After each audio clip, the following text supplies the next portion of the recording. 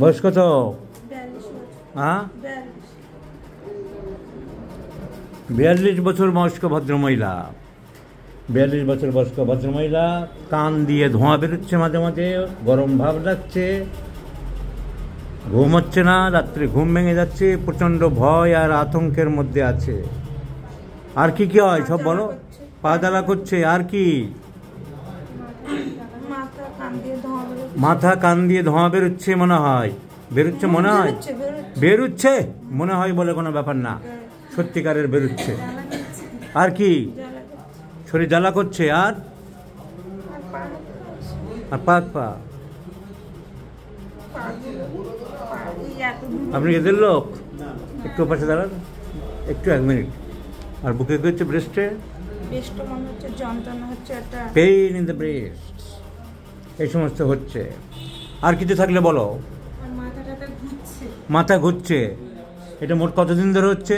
6 মাস হচ্ছে।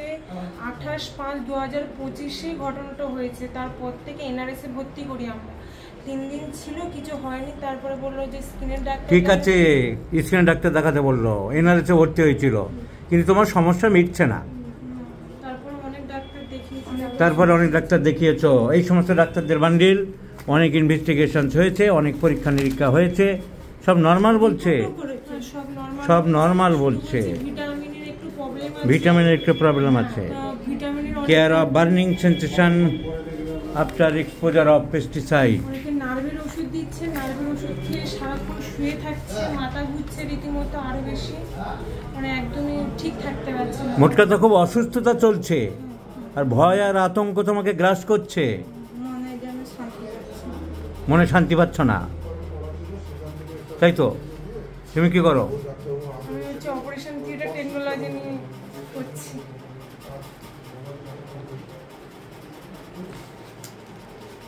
হোমিওপ্যাথি কোথায় কোথায় দেখেছো? অ্যালোপ্যাথি তো অনেক হলো, হোমিওপ্যাথি এই শর্ট রেখে এই একটাই দেখিয়েছি, আর একজন অনলাইনে দেখিয়েছিলেন, উনি শুধু আমাকে সালফার ওষুধটা দিয়েছিল।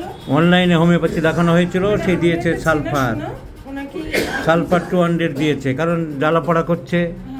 আর জ্বালাপড়া করছে দেখে ন্যাশনাল ইনস্টিটিউট অফ হোমিওপ্যাথি দেখিয়েছিল, ওখানকার ডাক্তারেরা দিয়েছে আর্সেনিক অ্যালবা 0/1 আর 0/2, এই তোমার প্রেসক্রিপশন হয়েছে।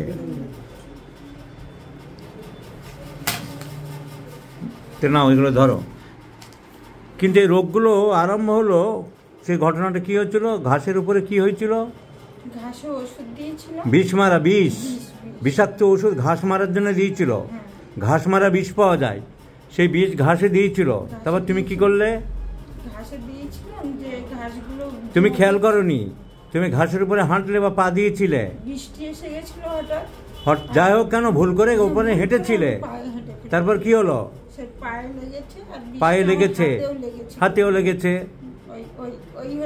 ওই হচ্ছে কারণ, ওইখানে সর্বনষ্ট হয়ে গেল। তারপর থেকে কতদিন পরে গন্ডগোল আরম্ভ হলো শরীর? একদিন পর থেকে চিটচির করতে আরম্ভ করলো, মেয়ে বিভিন্ন জায়গায় নিতে আরম্ভ করলো। ডাক্তাররাও, অ্যালোপ্যাথি ডাক্তাররা অনেক পরীক্ষা নিরীক্ষা করলো, কিচ্ছু পাওয়া গেল না। হোমিওপ্যাথি ডাক্তার একজন আমাদের ন্যাশনাল ইনস্টিটিউট অফ হোমিওপ্যাথি থেকে আর্সেনিক দিল, আর একজন ডাক্তার সালফার দিল। এই রোগী মাত্র একবারের ওষুধে সুস্থ হবে, একবারের ওষুধে সুস্থ হবে, বিকজ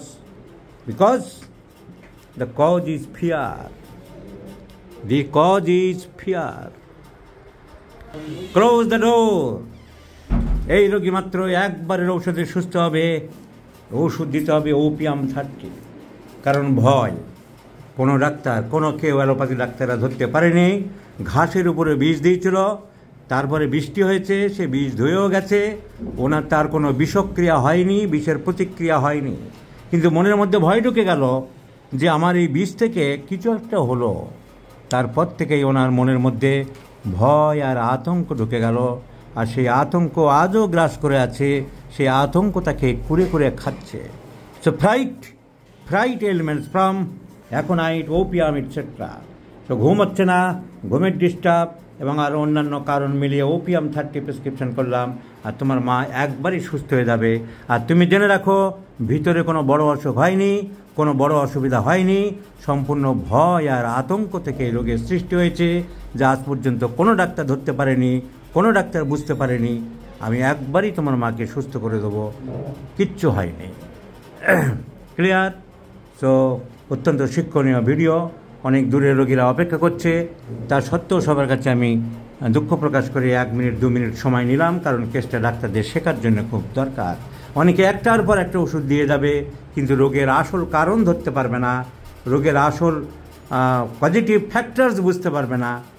সেই জন্যেই এই সমস্যা দাঁড়িয়ে আছে। এটা ওনার মেয়েকে বুঝিয়ে দিলাম, রোগীকে বের করে।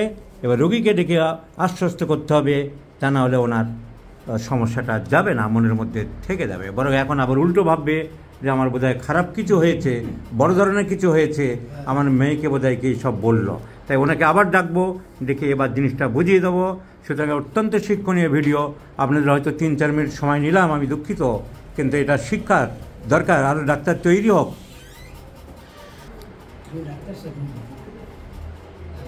ডাকো ডাকো তাড়াতাড়ি ভদ্রমহিলাকে। এবারে ওনাকে আমি ডেকে বোঝাবো, ওনাকে আশ্বস্ত করব। চলে আসুন।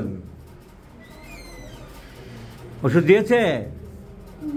তাহলে ওই ছেলেটির কথা তোমাকে জিজ্ঞাসা করছিলাম, তোমাদের কাছাকাছি থাকে তাহলে তো ওকে আমাকে একটা বলো ফোন করতে, ঠিক আছে? যে ছেলেটির কথা বললাম, তোমার রোগ নিয়ে চিন্তার কিচ্ছু কারণ নেই, আমি একবারের ঔষধে তোমাকে সুস্থ করে দেবো। ওই 20টা লেগেই গণ্ডগোল হয়েছে, ডাক্তারের জিনিসটা ধরতে পারছে না। তুমি বলনি? ওরা বলছে ভিটামিন অভাব। তুমি বিষের কথা বলনি যে আমি ঘাসে পা দিয়েছিলাম?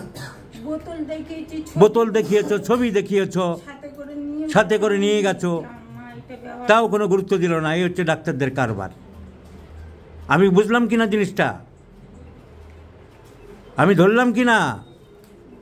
হ্যাঁ, কান্নাকাটি করছো নাকি? একটু কাঁদো। একবারে ওষুধে তুমি সুস্থ হয়ে যাবে, এরপরের বারে এসে বলবে, আবার ভিডিওতে আমি দেখাবো যে তুমি বলবে আমি সুস্থ হয়ে গেছি। নিশ্চিন্তে থাকো, ঠিক আছে? রোগের কারণ ধরতে পারিনি। ঠিক আছে, তাহলে ভিডিওটা অত্যন্ত শিক্ষণীয়, তাই সবাইকে দেখানোর জন্য, শেখানোর জন্য, জুনিয়র হোমিওপ্যাথিক বন্ধুদেরকে অনুপ্রাণিত করার জন্য, এবং মানুষের মনের অবচেতন মনে অনেক জিনিস এমনভাবে দাগ কেটে থাকে, তাকে বিভিন্নভাবে সমস্যায় জর্জরিত করে, সমস্যা সংকুল করে তোলে, সেটা দেখানোর জন্য এই ভিডিওটি আমি ইউটিউবে আপলোড করতে চাইছি।